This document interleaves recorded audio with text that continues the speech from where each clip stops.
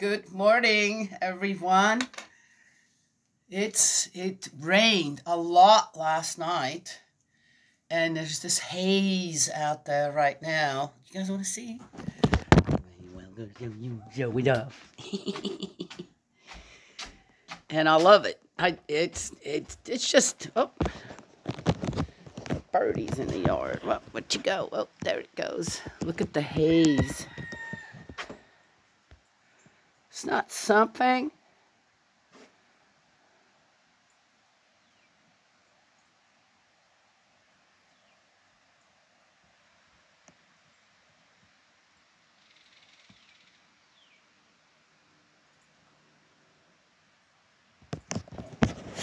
I love it.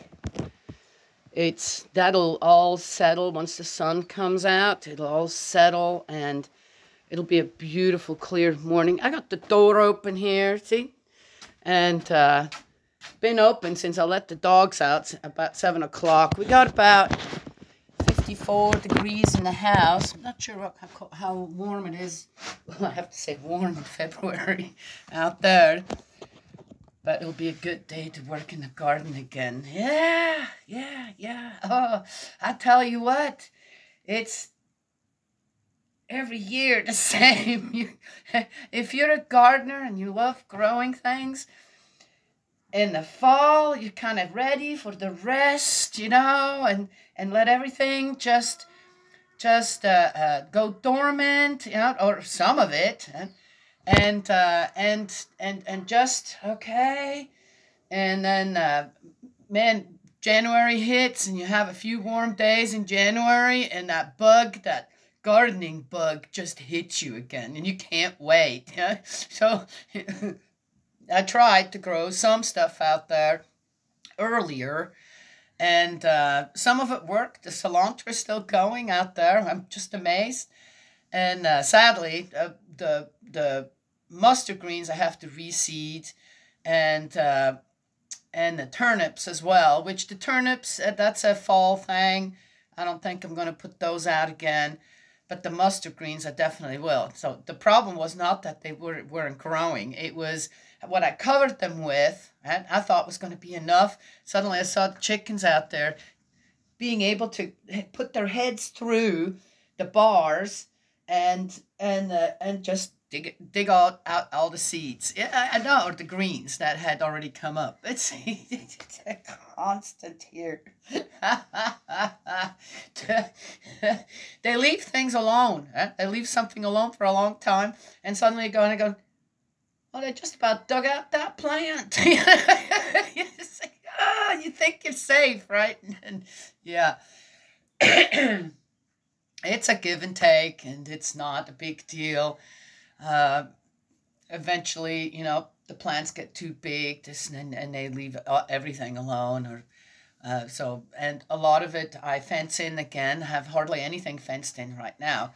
I often take everything down so I can really clean up again, and keep it nice and clean, and yeah, there you go.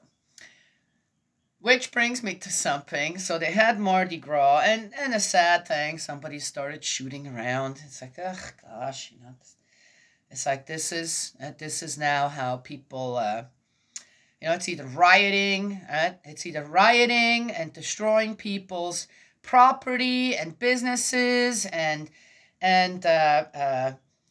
just do gross stuff. Rioting, with that comes garbage, and no doubt defecating on the streets, and just harm to others, and I don't know what, and then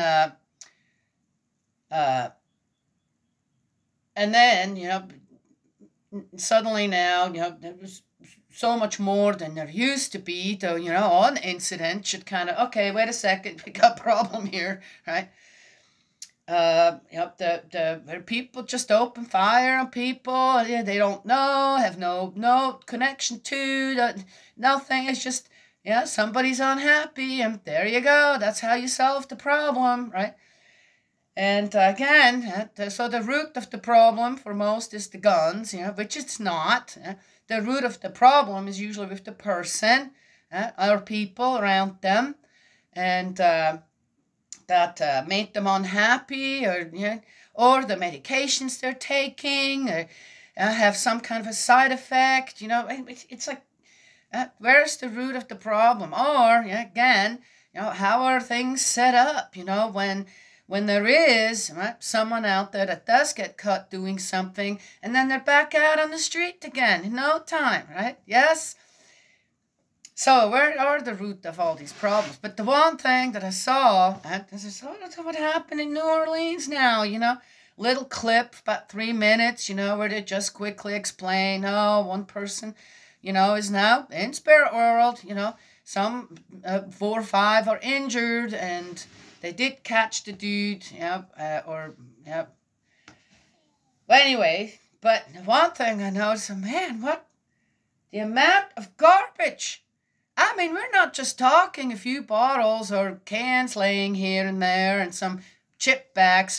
No, you're wading through garbage. I mean, that's fine. I mean, there wasn't a place on the road, for I don't know how long that Mardi Gras thing parade is. I mean, everywhere. You couldn't take a step without stepping on garbage. I'm going, holy cow, what is that? I've never seen anything like it. And so I mentioned that in the video. I said, holy cannoli, what's all that garbage on the road, And someone came by and said, well, it's just easier. Instead of having trash cans, it's just easier and have to keep emptying those out all the time. It's just easier to just let people throw it all out in the road and then clean it up once a day. And, well, that's just from one day. Woo! So I'm looking at this and I just wonder, really, it would never come to my mind, okay? And it has never. And I went to plenty of parades with the children, First of all, I've never encountered that kind of garbage. Even going to big cities in different parts of the world, to big parades. Never have I encountered anything like that. And it would never come to my mind, nor have I taught my children, just throw it, someone will clean it up. You always have, you pack your garbage back home. What is that? Wow. And then I got an explanation, right? I'm going, you shouldn't be so proud about that explanation, or, And it's like, what? No. So right there, I see. So there was a big problem, another shooting, but I see another problem going, what is the state of mind of all of these people? This wasn't just 100 people, couple hundred people throwing their trash on it. That's thousands of people all throwing their trash on the ground for someone else to clean up. Everybody did that. That's amazing to me. I can't even, what is the heart to mind state of these people doing that? I have no idea. I don't know. I don't know how you get to the point where, as a human being, you think that's okay. Right? Yes? That's amazing that even animals, right, often, dogs and cats in particular, okay, don't know too much, right? Horses, when they poop, that just becomes, it's all organics, it's all green stuff, and it all becomes very quickly part of the ground again. It wouldn't even matter if they pooped on a street, right? If you have horse poop on the street, it takes very little time, a little rain, and a little time, and without even cleaning it up, it would just disappear, right? Yeah, that's how it is. It's with most dog poop and cat poop the same thing as well, It takes a little longer maybe, but same thing. And, human feces, yeah. Okay. But the interesting thing is that cats and dogs often, when they take a dump or whatever, you know, they try to cover it up. Right? Yeah, cover it up even. So there's other organic stuff on top, and then yes, interesting. And of course it disintegrates a lot faster then as well. Mixed up with something else, and it's not so unsightly, and it's okay. But here we are as human beings, and we're throwing things on the ground at a parade, okay? Why would I want to be at that parade? It just looks nasty. One day, create this kind of garbage? Okay, I'm kind of flabbergasted. I've never seen anything like this in all my life, okay? Ever. Right? I went to plenty of concerts, this and that too, and even this did not happen. Yet I've seen, yes, on concerts, I've seen too, you know, when the people would leave, again, through a video or something. Oh, same thing, where there was a shooting or something, and, or a stampede of people, which also, gosh almighty, you know, what? You know, where the field afterwards just looked like a dump site. What? Not getting that.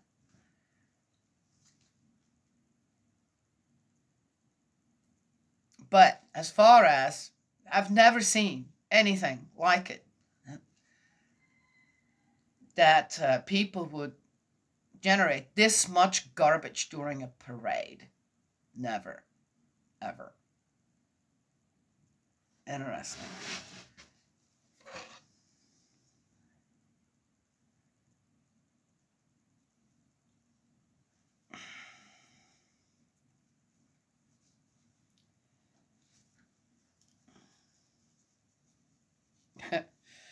If one would want to find one thing positive about it, everybody was in the same mindset. Okay. All right. All right, let's get going here. Had to say that. And again, I'm just observing. Yeah. That's what people want to do. This is how they want to live.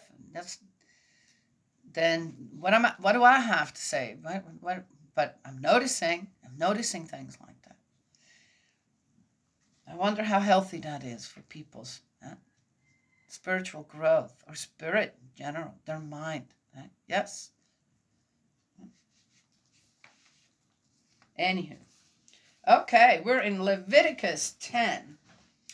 Complementary legislation. Oh, a lesson in exact observance. Aaron's sons, Nadab and Abihu, each took his censer, put fire in it and incense on the fire, and presented unauthorized fire before Yahweh. Oh, which was not in accordance with his orders.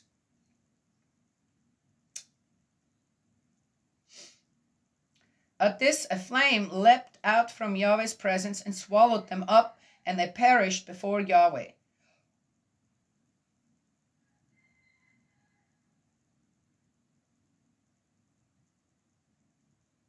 Huh?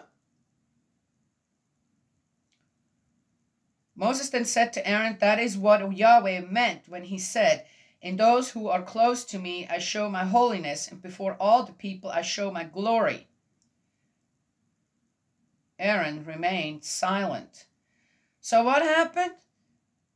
Nadab and Abihu?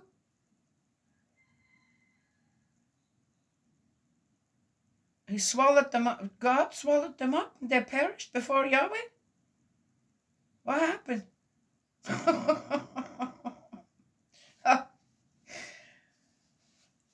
And then Moses says, well, so I mentioned all the garbage, right?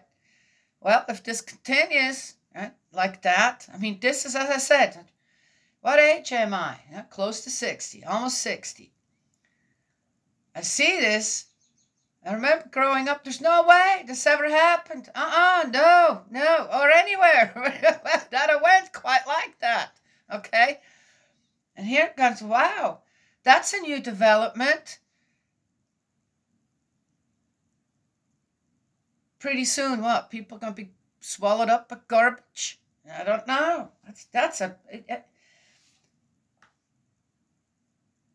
to keep an organized and clean environment around you at all times, no matter where you go. When you go someplace, you leave it better than when you found it. Right? That is the right mindset, okay, to live in this world. I believe. Well, why make a big deal out of it? Well, these guys just happened to light something, light a fire, but it wasn't authorized. And what happened? They got swallowed up. Well, that's a bit harsh. Aaron remained silent. Whoa, okay.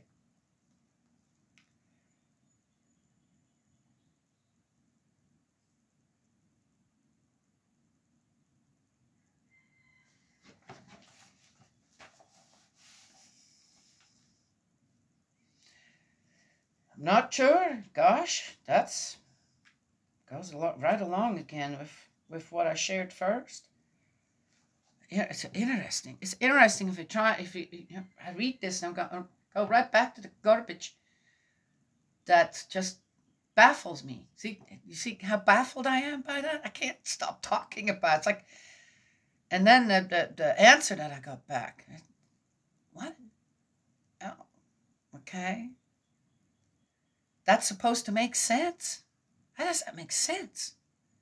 It's cheaper, right? But you know what would be cheaper? If everybody would have had a recycled shopping bag with them, and kept their garbage to themselves and take it back home with them.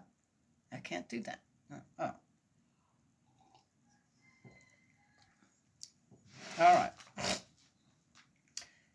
All right. B, removal of bodies. Moses summoned Mishael and Elzaphan, sons of Aaron's uncle Uziel, and said to them, "Come here and take your brothers away from the sanctuary out of the camp." They came and carried them away, still in their tunics, out of the camp, as Moses had said.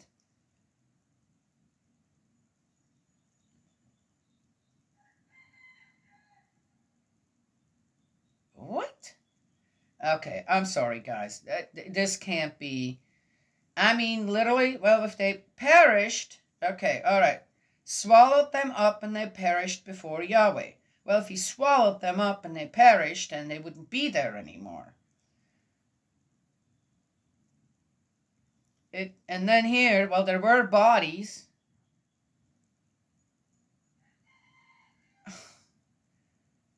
All right.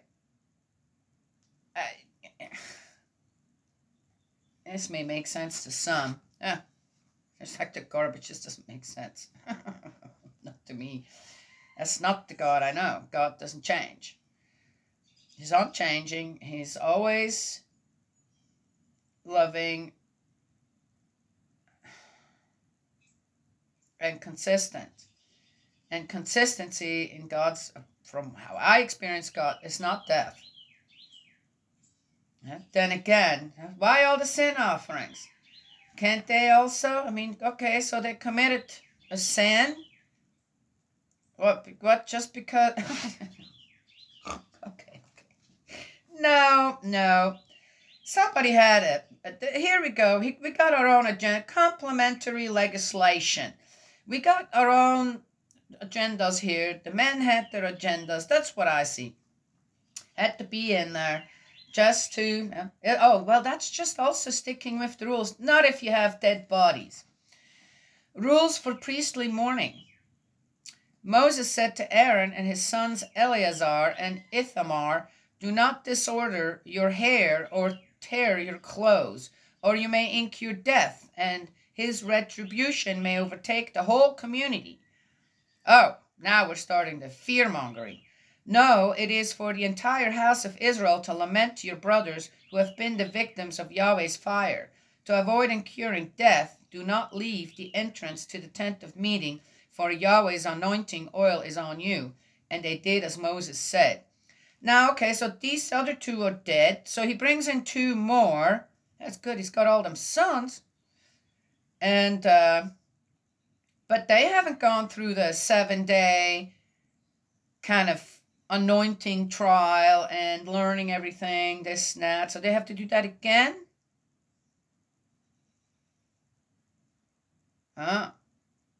Okay. That doesn't make sense. I don't know. I don't know. Somebody just wrote down a story here now. Wine forbidden. Yahweh spoke to Aaron and said, whoa, wait a second. Now Yahweh speaking to Aaron. He usually just speaks to Moses, and Moses speaks to Aaron. Now we have Yahweh speak to Aaron. Told you. Told you.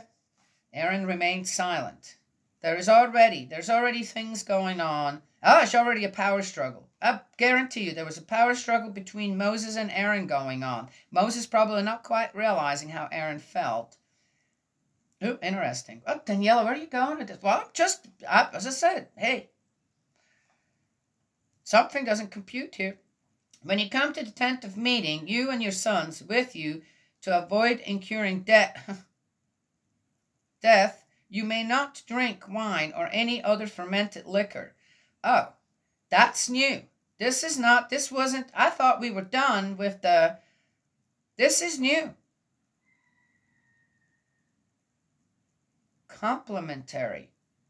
Oh, added to it. Oh. I find that when God's done, he's done. Yep, 6 days of creation. He stops, he looks at it, goes, yep, everything's good, right? Yes? Now suddenly we need to have extra rules?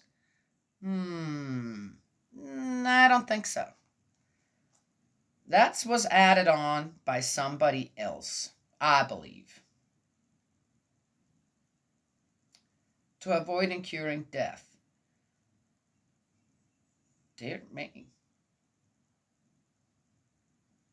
Gosh, Father, really? Were you this? Dear me, it's a good thing that the parents on earth with their children, well, if you do this or do that, that's going to be the death of you. I don't think so. See, it doesn't make sense. Does not make sense, does it? That God would require a life just because. Well, then why does all the sin offerings and stuff? Just say, well, if you sin, you're dead. Done. I'm going to swallow you up. Done. Right? But that's not what we just read all through here. And now suddenly this shows up. And you know what? Interestingly enough, that sure enough, Leviticus 10 would be one of those chapters that people would take out and, well, you see right there and you see right there and completely disregard everything before that. Yes? And use that to show you better fear God. Yeah. You're going to be dead. Yeah? Something bad's going to happen to you. Right? Yes? If you don't follow the rules, and all the extra rules, and more extra rules. Right? Yes? Doesn't it kind of little sound like that? Who does this actually?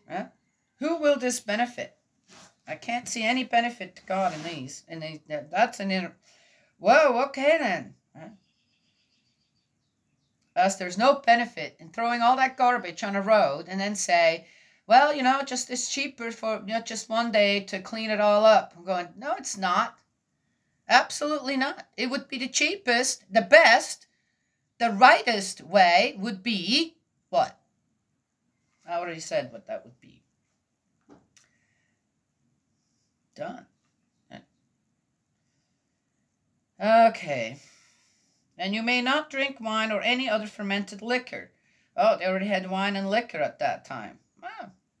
This is a perpetual law for all your descendants, and so shall it be also when you separate the sacred from the profane, the unclean from the clean, and when you teach the Israelites any of the decrees that Yahweh has pronounced for them through Moses.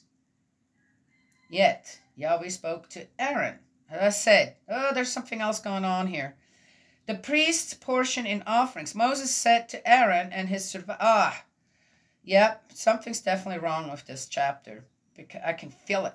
It's not just because I'm going, whoa, wait a minute. No, don't tell me all this stuff. I know something's not right here. Just like with the garbage on the road at Mardi Gras. Yep, something's not right. I can feel it. I feel it. I feel something really moving within my chest when I'm reading this. Yeah, besides my cough. Take the cereal offering left over from the food burnt for Yahweh, eat the unleavened part of it beside the altar, since it is especially holy. Eat it in the holy place, since it is the portion of the food burnt for Yahweh that is prescribed for you and your sons. This is the order I have received.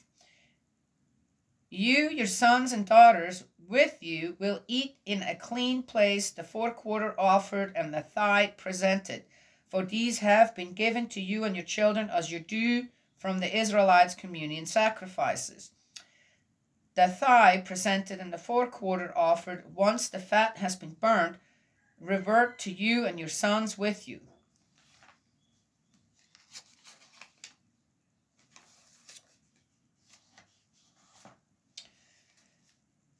After they have been presented before Yahweh with the gesture of offering, in virtue of a perpetual law as Yahweh has ordered.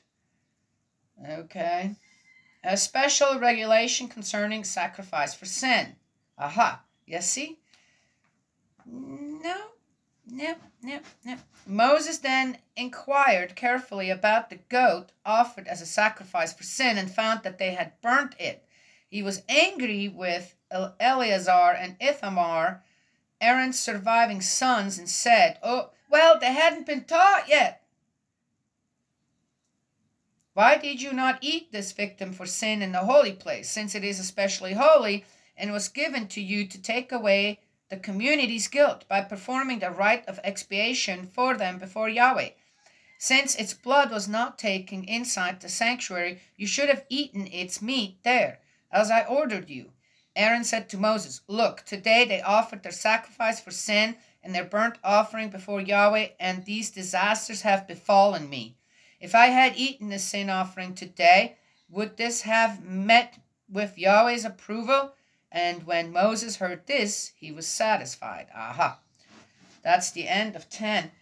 Now, did you just hear what was going on here? Okay, so Aaron's already making up his own mind about what to do rather than to follow Moses exactly, and right? So here's the two new sons in chart. They have, I don't know, did they go through? It doesn't say. It's so confusing. Here's all these preparations for the other ones on how things need to be done and how they had to prep themselves to become the assistants to their father, the priest Aaron, right? And Aaron, too, how he had to prep himself to be able to receive, right, the instructions from Moses, and so on. So the question really is, what else is going on here? Is there already a power struggle going on? And on how did Aaron wasn't humble about, my other two sons. Gosh, yes, it's a sad thing. Yeah, I need to be humble about this. I might lose my other two sons if I don't teach them properly, right? No, he was like, hey, look, I had to do something different because of the other two, but in the way that it comes through, it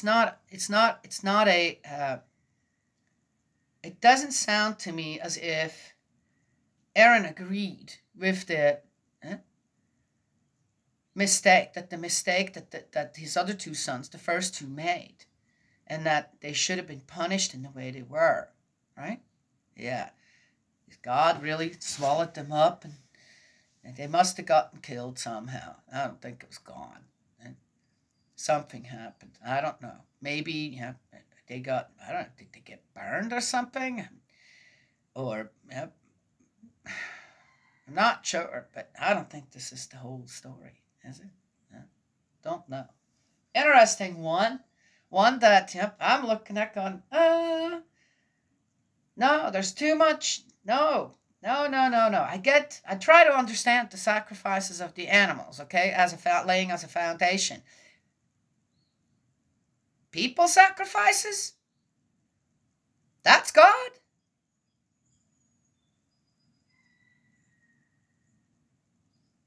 instilling fear in the people. If you don't do what you're told to do, then you're going to die.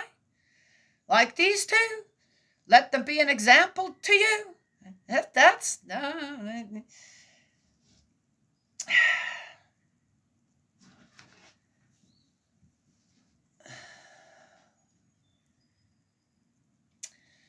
What I found in people's lives is the one thing they fear more than anything is the unknown. Right? Yes?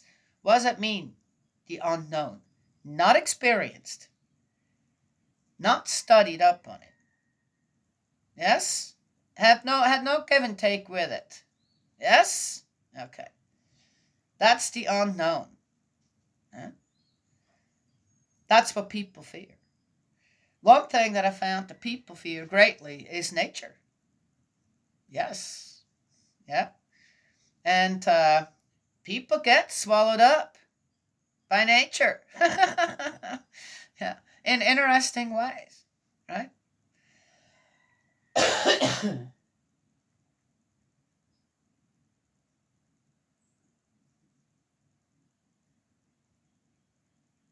Anyway. Nature.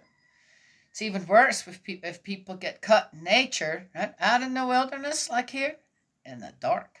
Oh, yes.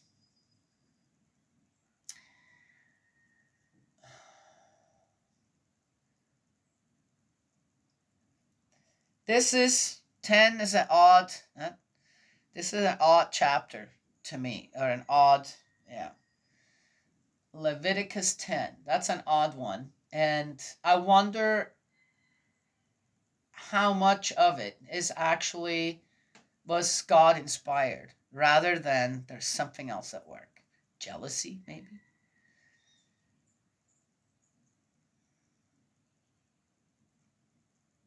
I don't know.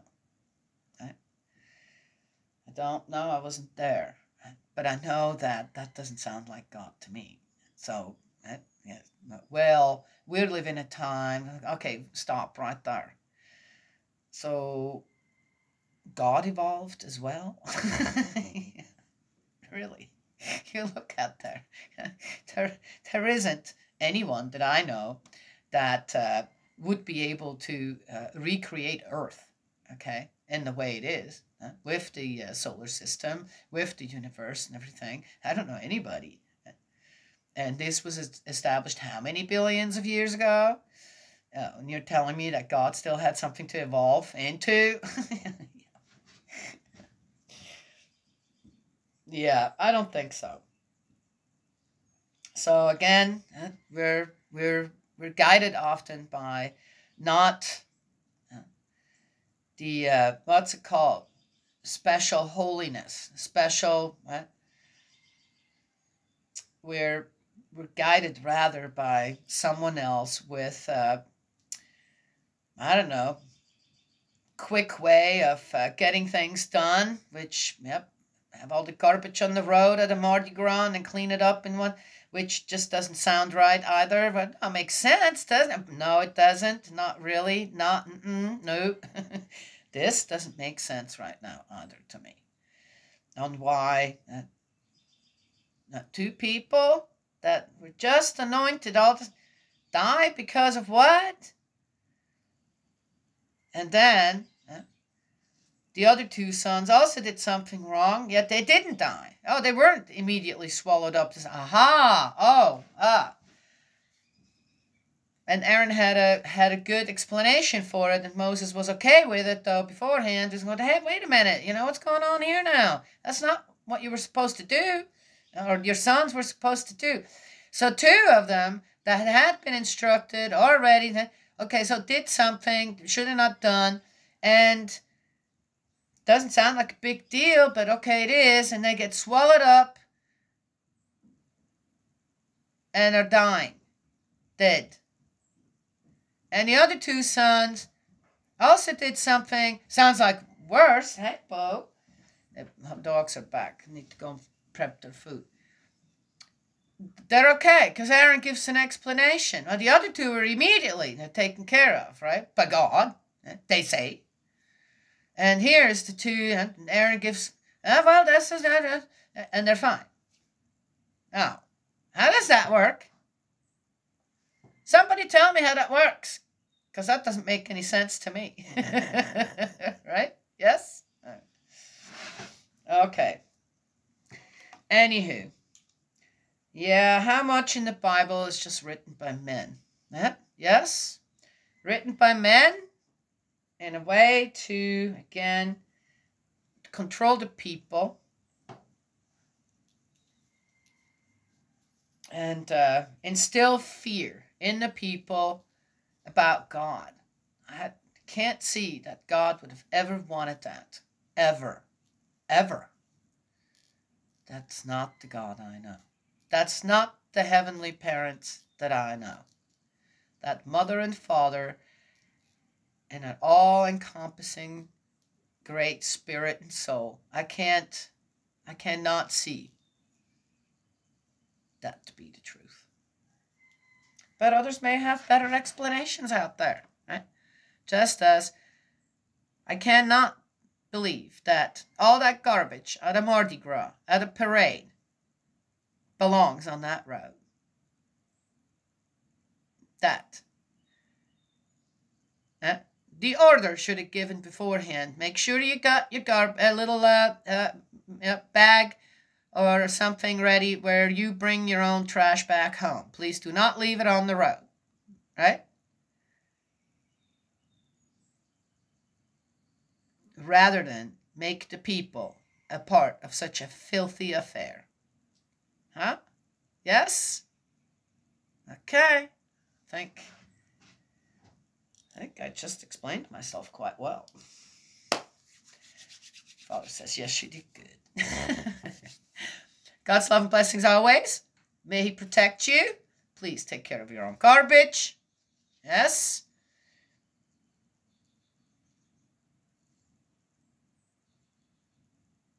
And I will talk to y'all another time.